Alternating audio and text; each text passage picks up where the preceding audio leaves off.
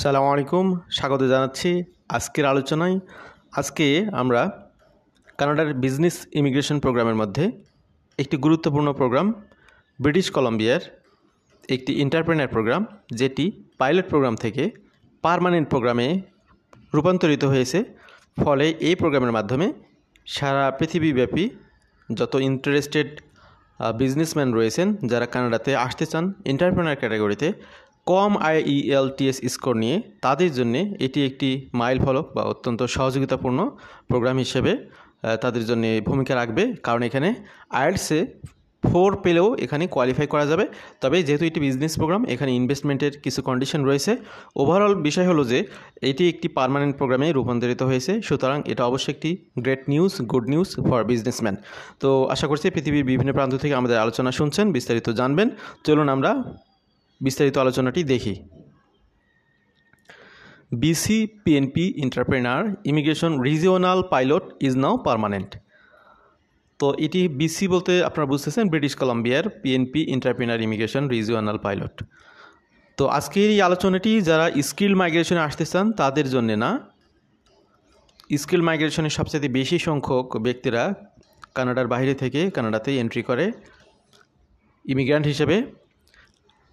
তো পৃথিবীর বিভিন্ন প্রান্তে শুধুমাত্র স্কিল ব্যক্তিরা রয়েছে তা না, স্কিল ব্যক্তিদেরকে যারা জব দেয়, যারা মালিক, যারা এন্টারপ্রেনার, যাদের নিজস্ব বিজনেস রয়েছে, তাদের জন্যে, তাদেরকে সহযোগিতা করার জন্যে কানাডা গভর্নমেন্ট বিভিন্ন ধরনের বিজনেস প্রোগ্রাম চালু করেছে। প্রত্যেকটি দেশেই মোরালেস এ ধরনের প্রোগ্রাম থাকে, কানাডাতেও রয়েছে। তো এই বিজনেস প্রোগ্রামগুলো কখনো ওপেন হয়, কখনো ক্লোজ হয়, কোনোটা টেম্পোরারি, কোনোটা পার্মানেন্ট। তো এর মধ্যে এই BC PNP entrepreneur immigration regional pilot, এটাকে বলা হচ্ছে রিজিওনাল পাইলট। তো এই রিজিওনাল পাইলটটা, এখানে পাইলট নামটি আজ থেকে এটি ডিলিট হয়ে যাবে। পাইলট মানে হচ্ছে একটি আপনার পরীক্ষামূলক একটি প্রোগ্রাম লঞ্চ করা হয়। সেই প্রোগ্রামটি যদি ইমিগ্র্যান্টদের জন্যে এবং কানাডার জন্যে ভালো ফ্রুটফুল প্রমাণিত হয়, তখন এটিকে পার্মানেন্ট প্রোগ্রামে পরিণত করা হয়। পার্মানেন্ট প্রোগ্রামে পরিণত হলে বছরের পর বছর এই প্রোগ্রামটি চলতে থাকবে কানাডাতে, সেক্ষেত্রে কোনো হেডেক থাকবে না। তো এখানে যারা ইমিগ্র্যান্ট ভাই বোন শুনতেছেন আমাদের আলোচনা, তাদের একটা হেডেক দূর হবে যে এই পাইলট প্রোগ্রামটি আপনি এন্ট্রি করলেন, আর বিজনেস প্রোগ্রামগুলোতে কিন্তু সময় একটু বেশি লাগে, এই বিষয়টিও মনে রাখতে হবে, মাথায় রাখতে হবে। তাড়াহুড়া করলে কিন্তু চলবে না। তো এখন ভালো ফলাফল পেতে হলে তো একটু ধৈর্য ধরতেই হবে, এটা খুব স্বাভাবিক একটি বিষয়। তো এই প্রোগ্রামটি যেহেতু পার্মানেন্ট প্রোগ্রাম হয়ে গেল, সুতরাং এটা একটা সম্ভাবনার দুয়ার উন্মোচন করেছে বিজনেসম্যানদের জন্যে। আমাদের অনেক দর্শক শ্রোতা রয়েছেন যারা বিজনেস করেন, বিজনেস ভিসায় কানাডাতে আসতে চান, তাদের জন্য এই আলোচনাটি অনেক ফ্রুটফুল হবে। যে সমস্ত ভাই বোনরা জব করেন, তাদের যারা কোম্পানির ওনার, বস, তারা যদি এখানে আসতে চান, তাদের জন্যেও এই প্রোগ্রামগুলো একটু সহায়ক হিসেবে ভূমিকা রাখবে। The BC PNP Entrepreneur Immigration Regional Stream is open to immigrants who want to launch a business in any of the province's interior, coastal or rural areas. এখানে নির্দিষ্ট কিছু প্লেস ভাগ করে দেওয়া রয়েছে, সেই টেরিটরিগুলোতে, সেই কমিউনিটিগুলোতে মূলত এই বিজনেসটি করতে হবে। মোট কথা হলো, আপনি আপনার দেশে একটি বিজনেস করতেছেন, সেই ধরনের একটি বিজনেস কানাডাতে এসেও করবেন, আর সেই বিজনেস করার সুবাদে আপনি এখানে পার্মানেন্ট রেসিডেন্ট হোল্ডার হয়ে যাবেন। তো এই হলো বিষয়, খুব সুন্দর একটি বিষয়। কানাডাতে কিন্তু প্রপার্টি ক্রয় করে কখনো পার্মানেন্ট রেসিডেন্ট হওয়া যায় না।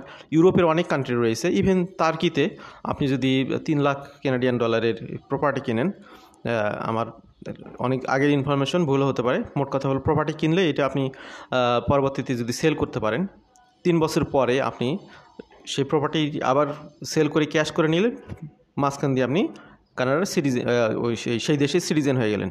কানাডাতে কিন্তু কখনোই প্রপার্টি ক্রয় করে সিটিজেনশিপ বা PR হোল্ডার হওয়া যায় না, এই ধরনের কোনো প্রোগ্রাম নেই। তো কানাডাতে অ্যাক্টিভ অনেক ধরনের প্রোগ্রাম রয়েছে, তার মধ্যে এই প্রোগ্রামটি একটি নতুন করে একটি মাইল ফলক হিসেবে ভূমিকা রাখবে, এটা আমরা বিশ্বাস করি। IELTS রিকোয়ারমেন্ট খুবই কম। This comes as a relief for entrepreneurs at a time when Canada actually capped and paused 2 of the federally operated business immigration programs. Recently কানাডার যে ঘটনাটি ঘটেছে কানাডায়, সেটি হচ্ছে কানাডার ফেডারেল বিজনেস প্রোগ্রাম, একটি হচ্ছে সেলফ এমপ্লয়েড ক্যাটাগরি, সেই ক্যাটাগরিটি ক্লোজ করে দেওয়া হয়েছে। আর একটি হচ্ছে স্টার্টআপ ভিসা প্রোগ্রাম, সেই স্টার্টআপ ভিসা প্রোগ্রামটিকে ক্যাপ করে দেওয়া হয়েছে। তার মানে এখানে একটি কোটা সিস্টেম করে দেওয়া হয়েছে। ডেজিগনেটেড এমপ্লয়াররা প্রত্যেকটি ডেজিগনেটেড এমপ্লয়ি প্রতিষ্ঠান, ডেজিগনেটেড এমপ্লয়ার না, সরি আমি এখানে ভুল করেছি, এখানে ডেজিগনেটেড প্রতিষ্ঠান আছে যেগুলো, এখানে তো এমপ্লয়ার বিষয় নেই, এখানে কানাডার venture capital, Angel investor, incubator, এগুলোতে যারা রয়েছে এই সমস্ত ডেজিগনেটেড প্রতিষ্ঠান তারা 10টি করে এন্টারপ্রিনার স্টার্টআপ প্রোগ্রাম লঞ্চ করতে পারবে। তো আগে সেটা উন্মুক্ত ছিল, তো যার কারণে স্টার্টআপ প্রোগ্রামের একটি যে প্রেশার সে সমস্ত জায়গাতে একটি রিলিফ হিসেবে এই প্রোগ্রামটি আবির্ভূত হলো। এটা অনেককেই সহযোগিতা করবে।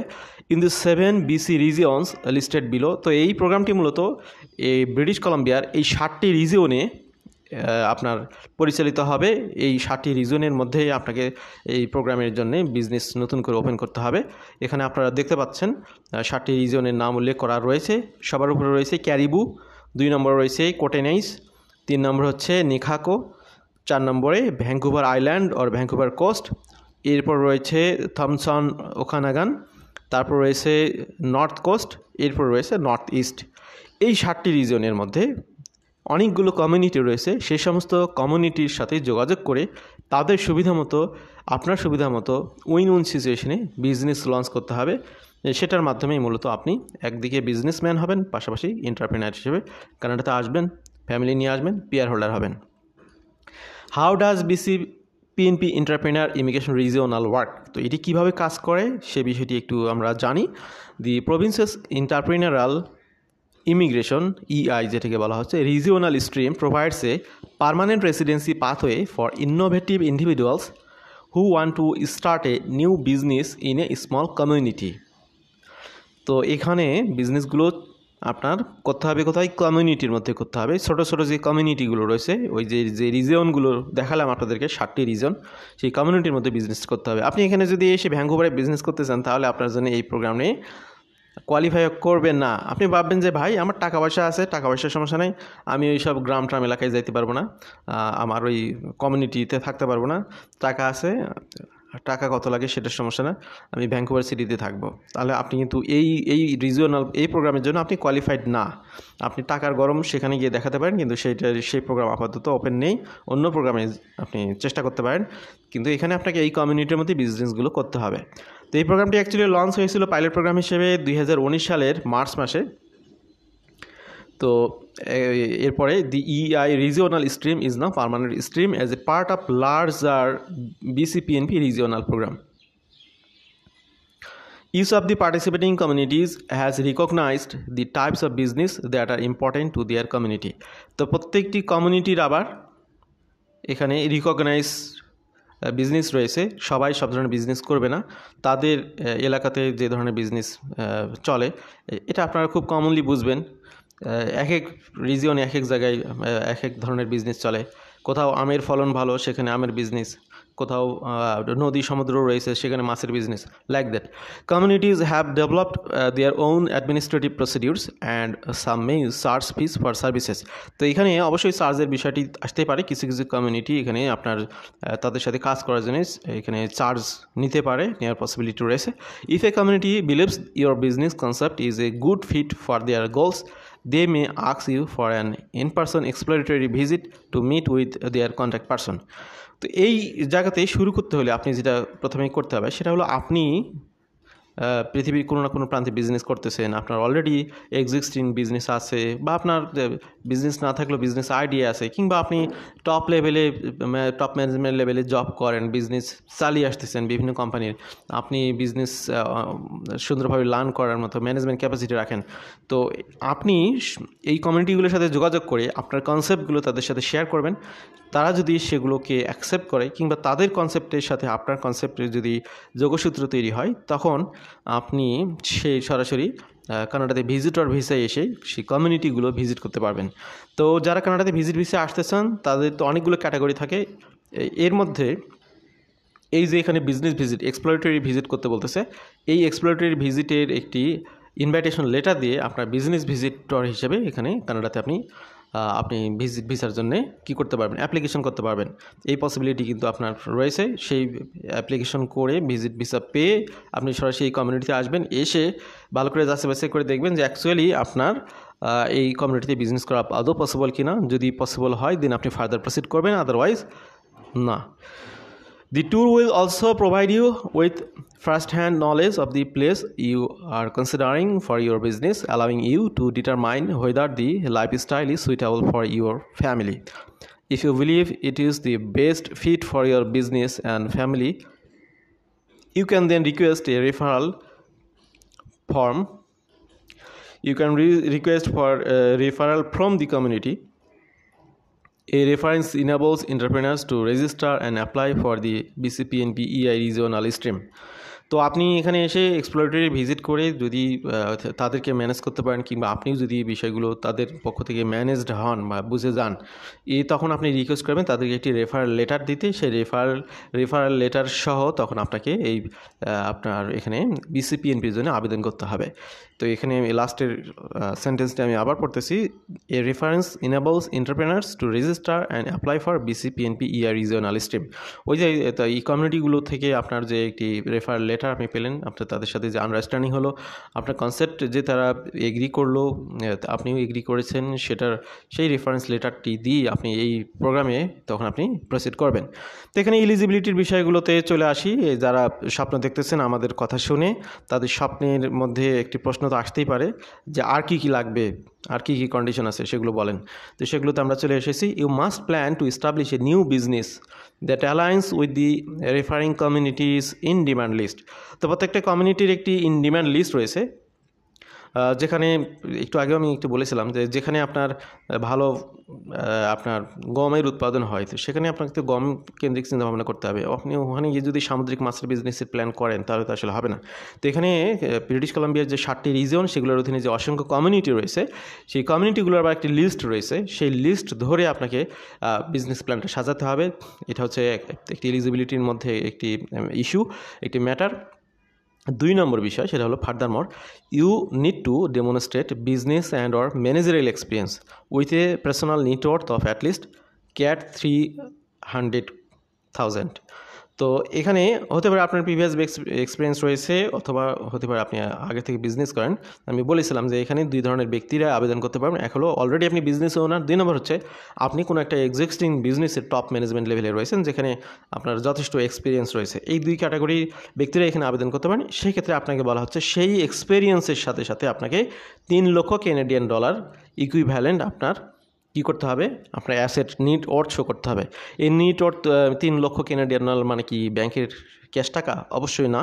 এখানে আপনার ব্যাংকের লিকুইড মানি, শেয়ার মার্কেটে ইনভেস্টমেন্ট, আপনার জমি, এরপরে হচ্ছে আপনার আরও যে কোনো ধরনের ইনভেস্টমেন্ট যেগুলো আছে, ভিজিবল নন ভিজিবল, সবগুলো এখানে ইনক্লুড হবে। তবে অবশ্যই আপনাকে এগুলো লিগ্যাল ওয়েতে যে আপনি আর্ন করেছেন বা আপনার এগুলো যে লিগাল ডকুমেন্ট আছে সেগুলো কিন্তু একটা স্টেপে গিয়ে আপনাকে প্রুভ করতে হবে। ইলিগাল কোনো কিছু এখানে শো করতে পারবেন না।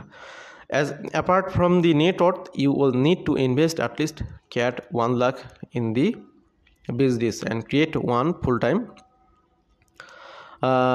ফুল time job for Canadian citizen or permanent resident. তো এখানে সেকেন্ড যে কন্ডিশন, 1 নম্বর কন্ডিশন বলতেছে কি আপনি যে দেশে আছেন সেই দেশে আপনার কমপক্ষে 3 lakh Canadian dollar equivalent asset থাকতে হবে বিভিন্ন মোডে। সেগুলোর প্রুভ করতে হবে যে এগুলো আপনার অকুপেশনের মানে আপনার অধীনে রয়েছে। 2 নম্বর যেটা ইস্যু সেটা হলো যে আপনি এই যে কমিউনিটিতে বিজনেস করবেন সেই বিজনেসে আপনার ইনভেস্টমেন্ট হবে মিনিমাম 1 লাখ ক্যানাডিয়ান ডলার। তো আপনি একটা বিজনেস চালু করলেন, সেই বিজনেস কি আপনি একাই চালু করতে পারবেন একটা কমিউনিটিতে? আপনি আপনার দেশে তো অনেক লোককে হায়ার করে বিজনেস চালাচ্ছেন, তো এখানে এসে এই বিজনেসটা চালাবে কে? সেখানে বলা হচ্ছে যে কমপক্ষে একজন কানাডার সিটিজেন বা পার্মানেন্ট রেসিডেন্টকে আপনার হায়ার করতে হবে, ফুল টাইমের জন্য হায়ার করতে হবে। তো তারও বেতন ভাতা আপনাকে দিতেই হবে। বিজনেস রান করলে সেখান থেকে আর্ন হলে সেটা দিতে তো আপনার সমস্যা হবে না, কিন্তু আর্নের বিষয়ে পরে আগে ইনভেস্ট করতে হবে এবং একজন ব্যক্তিকে আপনার এখানে এঙ্গেজ করতে হবে ফুল টাইমের জন্যে। তো এই বিষয়টি আপনি বুঝলেন আশা করি। Additionally you must meet Canadian Language Benchmark CLB Language Proficiency Level 4 which is the minimum score in language test। এখানে আরেকটি কন্ডিশন দেওয়া হয়েছে, সেটা হচ্ছে যে আপনার CLB 4 পেতে হবে। তো CLB 4 মানে IELTS কিন্তু 4। তো আপনি যদি আইএলটিএসে বা IELTS-এ 4 না পান, 4 না পান, ভাই আপনার কানাডাতে আসার দরকার নাই। আপনি এখানে এসে বোবার মতো থাকতে পারবেন না, চলতে পারবেন না, কিছু বুঝবেন না মানুষের কথাবার্তা। কারণ আপনি যদি একটু কথা বলতে পারেন, একটু কথা বোঝেন, তাহলে আপনি আইএলটিএসে 4 পেয়ে যাবেন। নো টেনশন, কোনো টেনশনের কোনো কারণ নেই। তো এই মিনিমাম রিকোয়ারমেন্টটাই তারা দিয়েছে। তো আইএলটিএসের এত কম রিকোয়ারমেন্ট আর কোনো প্রোগ্রামে আছে আমার দৃষ্টিতে পড়ে নাই এই পর্যন্ত। তো এটি সবচেয়ে কম রিকোয়ারমেন্ট। অনেক ভাই বোনরা আছে যারা প্রচুর টাকা পয়সা আছে কিন্তু তারা আইএলটিএস দিতে পারে না। 5 ওঠাইতেও অনেকে হিমশিম খেয়ে যান। বিশেষ করে স্টার্টআপ ভিসা প্রোগ্রামে তো আইএলটিএসে 5 লাগে। যারা 5 পেতে একটুর জন্য পা পিছলিয়ে গেছেন তাদের জন্য আমি বলবো তারা এখন ফোকাস করতে পারেন এই প্রোগ্রামটাকে। At last, you must have legally entered Canada or be eligible to get legal status in Canada. তো আপনার অবশ্যই স্ট্যাটাসটা কানাডা এবং আপনার দেশে লিগালি থাকতে হবে। আপনি ইললিগাল স্ট্যাটাস নিয়ে কানাডাতে থাকতে পারবেন না, কোনো সময়ের জন্য না, আপনার দেশেও না। এই বিষয়গুলো মনে রাখতে হবে। এবার আমরা আসি আপনার যে কমিউনিটিগুলো এখানে এই প্রোগ্রামের সাথে যুক্ত, সেই কমিউনিটির সাথে আপনাকে ইন্ট্রোডিউস করে দিব।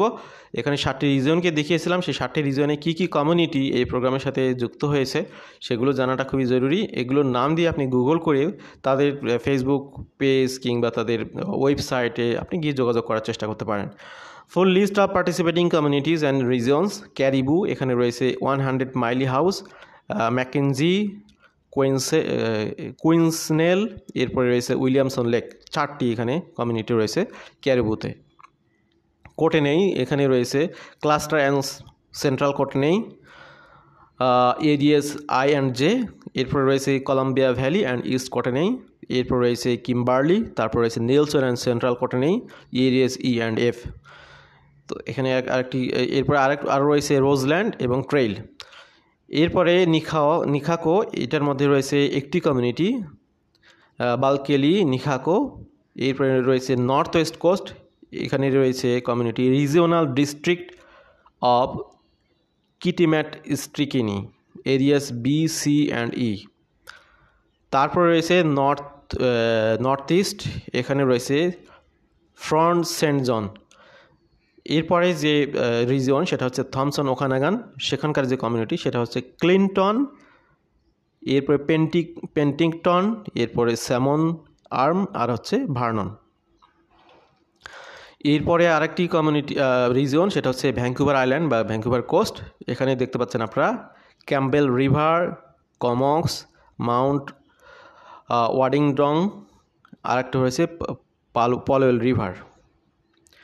তো এখানে ছবিতে দেখতে পাচ্ছেন আপনারা যে কমিউনিটিগুলোর যে রিজনগুলোর কথা বললাম আমরা, এখানে 7টি রিজন ব্রিটিশ কলম্বিয়ার মধ্যে এখানে আপনারা দেখতে পাচ্ছেন।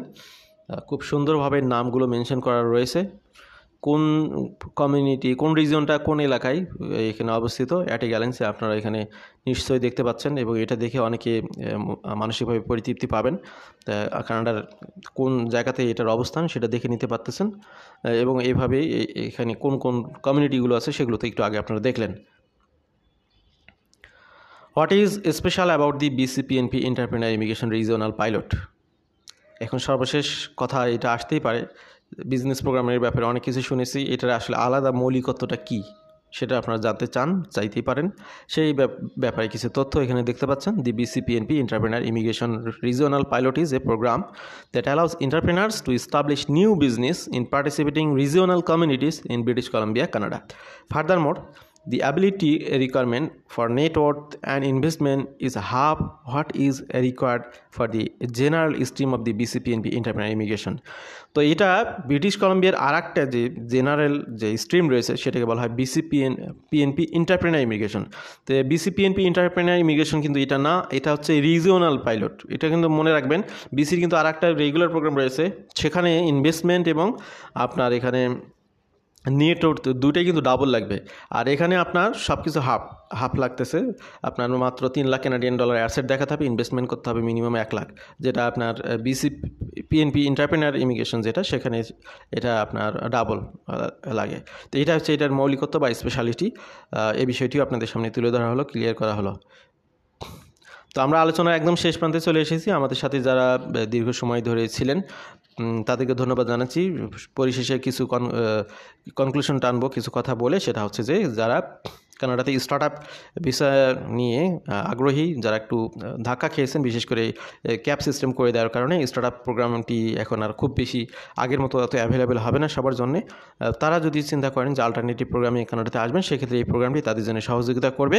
এক্সপ্লোরেটরি ট্রিপ করে এখানে আসতে পারেন, এরপরে জানতে পারেন, এরপরে এই প্রোগ্রামে আবেদন করতে পারেন। ভালো থাকবেন সবাই, আল্লাহ হাফেজ।